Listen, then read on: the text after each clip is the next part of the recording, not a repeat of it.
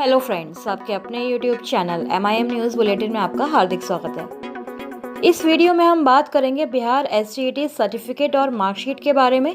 साथ ही आपको यह भी बताएंगे कि 7वें चरण की शिक्षक बहाली से पहले बिहार TET के लिए अभ्यर्थियों ने CM नीतीश कुमार से भी गुहार लगाई है। तो क्या अब बिहार TET होगा, उसके बाद ही 7वें चरण की बहाली स्टार्ट होगी? यह सारी बातें इस वीडियो में हम करने वाले हैं। साथ ही 6 फेज की जो लेटेस्ट अपडेट्स हैं, नियुक्ति पत्र संबंधित, सहमति पत्र एवं वेतन से संबंधित जो भी अपडेट्स हैं आज के अखबारों के माध्यम से प्रकाशित हुई हैं, उनसे भी आपको रूबरू कराएंगे। तो वीडियो में आप एंड तक बने रहें और चैनल पर पहली बार आए हैं तो सब्सक्राइब जरूर कर लें।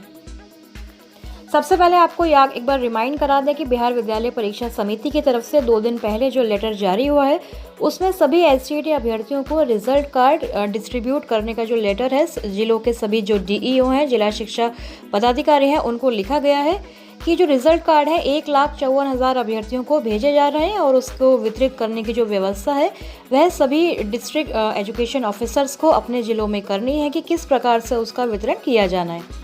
लेकिन अभ्यर्थियों में संशय की स्थिति अभी तक इसलिए बनी हुई है क्योंकि मेरिट और नॉट इन मेरिट 2 खेमों में बचे हुए अभ्यर्थी, उनको यह नहीं पता चल पा रहा है कि जो रिजल्ट कार्ड आएगा उसमें मेरिट का कॉलम होगा या फिर नहीं, या केवल क्वालिफाई और नॉट क्वालिफाइड ये सब चीज़ें लिखी रहेंगी, जैसा कि हम CTET की मार्कशीट में देखते हैं।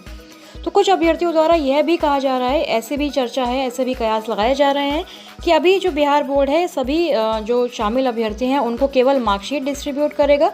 जैसे CTET के एग्ज़ाम में आप लोगों ने देखा होगा कि मार्कशीट सभी अभ्यर्थियों को मिलती है, लेकिन जो सर्टिफिकेट है उसमें STET का जो सर्टिफिकेट आएगा उसमें शायद मेरिट नॉट मेरिट का कॉलम होगा और वही फाइनल जो सर्टिफिकेट है वह समझा जाएगा। तो ये देखने वाली बात है कि रिजल्ट कार्ड और सर्टिफिकेट क्या अलग अलग होगा या फिर जो एक ही सर्टिफिकेट बोर्ड के द्वारा भेजा जा रहा है, रिजल्ट कार्ड उसको जो कहा जा रहा है, वही अभ्यर्थियों को प्राप्त होने वाला है। तो सभी जिलों द्वारा ये लेटर जो है निकाले जाएंगे डिस्ट्रिक्ट एजुकेशन ऑफिसर्स के द्वारा, उससे ये क्लियर हो ही जाएगा। जैसे ही 2-3 दिन हो सकता है कि इसी सप्ताह अभ्यर्थियों के पास STET का रिजल्ट कार्ड उपलब्ध हो जाए, तो उसमें ये सारी चीज़ें क्लियर हो जाएंगी कि बाद में एक सर्टिफिकेट भी मिलने वाला है या फिर केवल वही रिजल्ट कार्ड मिलेगा जिसमें क्वालिफाइड या फिर नॉट क्वालिफाइड मेंशन होगा। अब बात करते हैं 7वें चरण की शिक्षक बहाली से पहले बिहार TET की जो बात चल रही है, क्योंकि बहुत सारे अभ्यर्थी ऐसे हैं जो CTET में क्वालिफाई नहीं हो पाए हैं या फिर जिन्होंने अभी अभी BA DLED वगैरह कंप्लीट किया है, तो उनके द्वारा जो मुख्यमंत्री हैं नीतीश कुमार, उनसे भी ये रिक्वेस्ट की जा रही है, उनको भी एक पत्र लिखा गया है। बिहार शिक्षक पात्रता परीक्षा यानी कि BTET के लिए मुख्यमंत्री को अभ्यर्थियों ने पत्र लिखा है, क्योंकि उनका ये कहना है कि हर बार जब भी कोई शिक्षक बहाली आरंभ होती है तो TET की परीक्षा ली जाती है।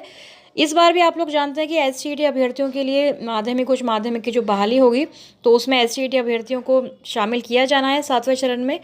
और साथ ही 1 to 8 की अगर बात करें तो कुछ अभ्यर्थी उसमें शामिल होने के लिए बिहार TET की मांग कर रहे हैं। चयनित अभ्यर्थियों को 25 फरवरी को नियुक्ति पत्र 6 फेज के अभ्यर्थियों को मिलने वाला है। उधर 7वें चरण के शिक्षक भर्ती की मांग भी उठने लगी है। मालूम हो कि शिक्षकों की भर्ती शिक्षक पात्रता परीक्षा के आधार पर होती है, यानी जो अभ्यर्थी BEd या DLED कर लेते हैं उन्हें राज्य शिक्षक पात्रता परीक्षा या फिर केंद्रीय शिक्षक पात्रता परीक्षा उत्तीर्ण होना जरूरी है। तो आपको बता दें कि पूर्व से CTET एवं BTET पास अभ्यर्थी भी काफ़ी संख्या में, उनका 6 फेज में चयन ऑलरेडी हो चुका है, लेकिन कुछ अभ्यर्थी जो वंचित रह गए हैं वह 7 फेज में पार्टिसिपेट करेंगे। ऐसे में 7वें चरण के शिक्षक भर्ती के पहले BEd व DLED अभ्यर्थियों ने बिहार शिक्षक पात्रता परीक्षा यानी कि BTET की मांग करी है। तो इस संबंध में अभ्यर्थियों ने CM नीतीश कुमार को पत्र भी लिखा है, जिसमें BTET की परीक्षा लेने हेतु जो जानकारी है उससे उन्हें अवगत कराने की कोशिश की है। तो अगर ऐसे में 7वें चरण की शिक्षक भर्ती आती है तो लाखों अभ्यर्थियों के साथ यह धोखा होगा, ऐसी सारी बातें जो हैं पत्र में लिखी गई हैं। साथ ही उन्होंने कहा है कि काफ़ी संख्या में BEd सत्र 2019 से 21 के जो अभ्यर्थी हैं उनका फाइनल ईयर का जो परीक्षा है अभी नहीं हुई है, तो बेटर होगा कि उनके लिए बिहार TET की परीक्षा सरकार आयोजित करे, क्योंकि वह CTET में अपीयर होने से वंचित रह गए हैं।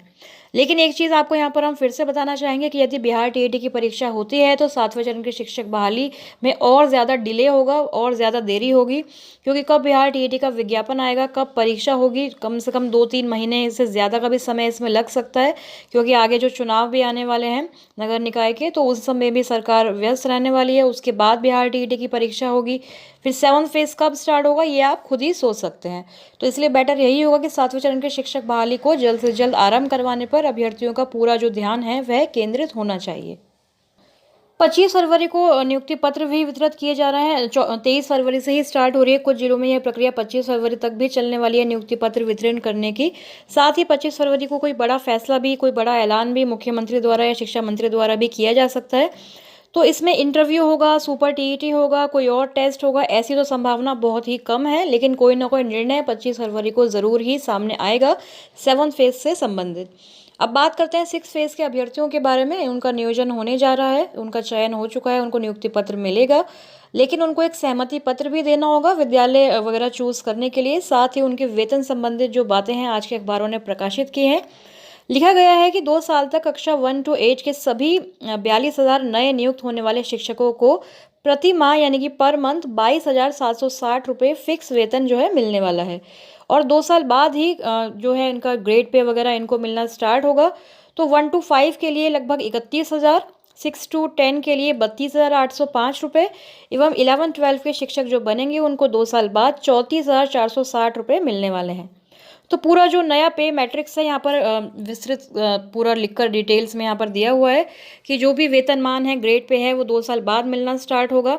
और कारण इसके पीछे यही बताया गया है कि सभी नियोजित शिक्षकों को एक समान वेतन मिलने का कारण है कि नियुक्ति के 2 साल बाद ही सेवा संतुष्ट होने के बाद ही ग्रेड पे लागू होता है। तो 2 साल तक जो भी 6 फेज के अभ्यर्थी जिनको नियुक्ति पत्र मिलने जा रहा है उनको भी फिक्स सैलरी मिलने वाली है 22,760 रुपये। और 2 साल बाद इनको ये जो ग्रेड पे है, वेतनमान है, उसके आधार पर बढ़ी हुई सैलरी दी जाएगी।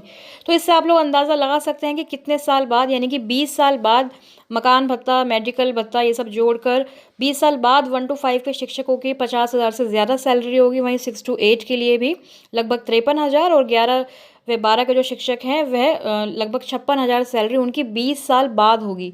तो आप लोग समझ सकते हैं कि बिहार में जो टीचर्स की सैलरी है उसमें किस हिसाब से सरकार वेतन वगैरह देती है। ये तो आप समझ ही सकते हैं। और अभी फिक्स सैलरी आपको 22,760 रुपये मिलने वाली है 1 to 8 के जितने भी शिक्षक हैं, और 2 साल बाद ही ग्रेड पे आपको दिया जाएगा। तो सभी जिलों ने नियुक्ति पत्र वितरित करने की तैयारी जो है लगभग स्टार्ट कर दी है। कुछ जिलों से अभी लेटर आना बाकी है कि कहाँ पर उनको नियुक्ति पत्र का जो स्थल है उनका निर्धारण किया गया है। प्रखंड में, नगर में हर तरह के अलग अलग जो वेन्यू हैं वह सेटअप किए गए हैं। सहमति पत्र, मेडिकल जो सर्टिफिकेट है, ये सारी चीज़ें भी आप लोगों को साथ में रेडी रखनी चाहिए जो भी 6 फेज से अभ्यर्थी ताल्लुक़ रखते हैं। और साथ ही 7 फेज के जो अभ्यर्थी हैं यानी कि जो SGT अभ्यर्थी हैं पहले, उनको रिजल्ट कार्ड मिलने वाला है। उसके लिए भी DEO का जो लेटर है जल्द ही सामने आपको देखने को मिलेगा।